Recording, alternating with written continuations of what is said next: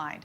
But with us now are Republican Representative Tom Cole of Oklahoma and Republican Representative Raúl Labrador of Idaho. Gentlemen, thank you both for being here.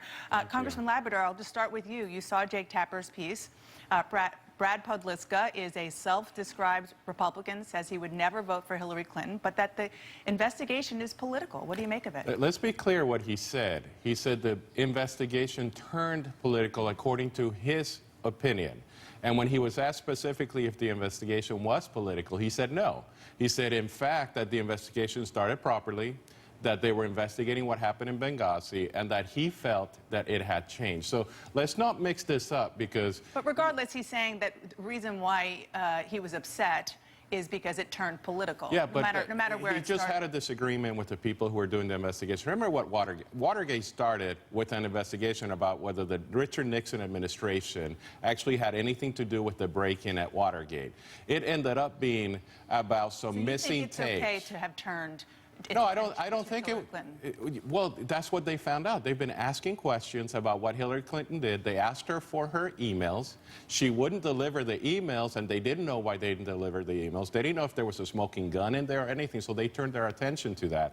And in fact, the only reason there's any politics or we even have an investigation is because the Obama administration and Hillary Clinton decided a few months before an election that they were going to lie about what happened at Benghazi. Let's be clear about that. If they hadn't told different stories about what happened in Benghazi, we wouldn't even have an investigation. Congressman Cole, let me just read what the Clinton campaign said in response to this. A spokesman said, "These are explosive allegations. This Republican whistleblower's account from inside the Benghazi committee may provide the most definitive proof to date that this taxpayer investigation has been a partisan sham from the start." You know, regardless, it gives them some ammunition. It does, but it's worth noting that, you know, until the last couple of weeks, most of the attacks on this committee have come from the right because it was seen as being too judicious and not being partisan.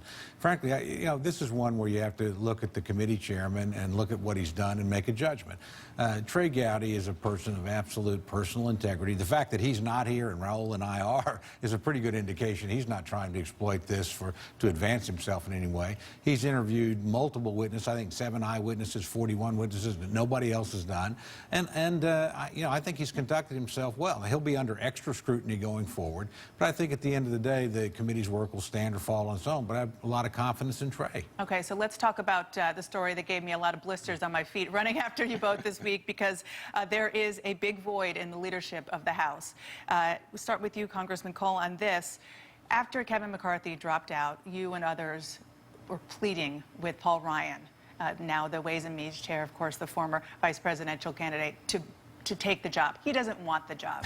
You've spoken to him. Do you think that you and others will be able to convince him to say yes? I hope we can, but in the end, I trust Paul to make the right decision, and he's got a lot of things to consider. He's got his family, if he's not willing to embrace it with a lot of zest. But I think this is coming to him as the logical consensus person.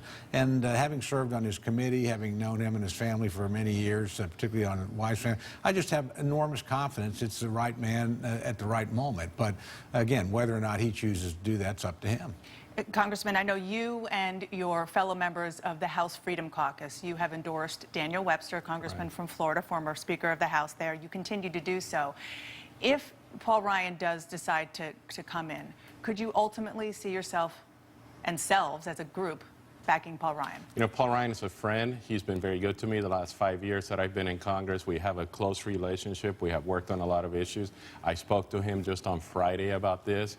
But we have endorsed Daniel Webster, and until somebody's a declared candidate, we're not going to move to a new candidate. Now, if new candidates declare themselves, then we're going to ask them to come talk to the House Freedom Caucus, because it's not about the who.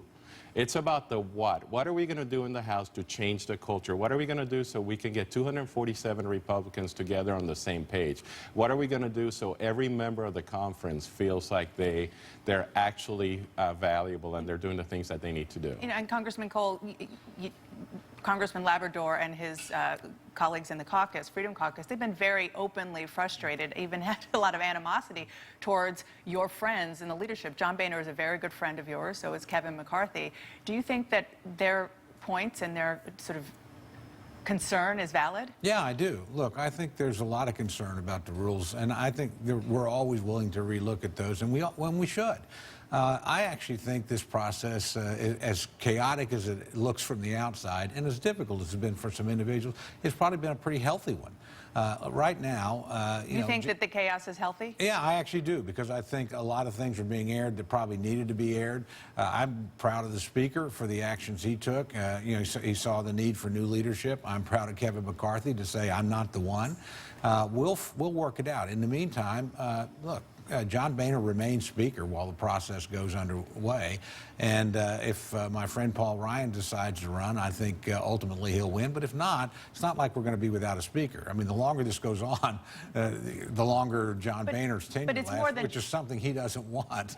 But, that's just the irony of it. But it's more than just about this moment, about this Speaker. It's about the larger discussion about the Republican Party. I've heard others say to me, Congressman Labrador, that they're concerned about what this could mean for the Republican chances in 2016, that it just looks like Republicans are in so much disarray that it could hurt your chances. And to get all the things you want, whether repealing Obamacare or defunding Planned Parenthood, you're going to need a Republican in the White House. Well, and that's the key. That's what we want as well. We want to make sure that we're together as a conference, because we should be fighting the Democrats, not the Republicans. We shouldn't be fighting each other. Tom and I get along really well. We disagree very many times, but we get along really well. We're friends. I think I'm friends with many of the people on the other side, but we need to get to a point that we figure out how we make the House work, how we allow every member to participate, how we allow the process to work. And we have to make sure that we understand that there are a lot of other people who could also bring the conference together. All the focus is on Paul. I don't know if he wants to do the job, but we have other people in the conference that I think could actually bring the conference together, because they have the process. That's why we supported Daniel Webster. What people don't understand is that we had a candidate in the race who was actually closer to us philosophically, Jason Chaffetz, who is also a friend of mine. But we went with the guy who wants to go for the process. He's actually, his conservative voting record is much different than mine. But he ran the House of Representatives and the Senate in Florida in a way that brought people together. I think Paul could do it. I think Rob Bishop, I don't know if you agree. Somebody like Rob Bishop would be great. He was also Speaker of the House in Utah. There's people like that can help us come together as a conference. Well, it's nice to see you guys getting along so well now, and hopefully that your factions will get along. Our disagreements tend to be tactical, not theological. We actually believe in the same thing. But tactics do matter. Thank you, matter. Congressman Labrador, Congressman Cole. Thank you so much for joining me. And coming up,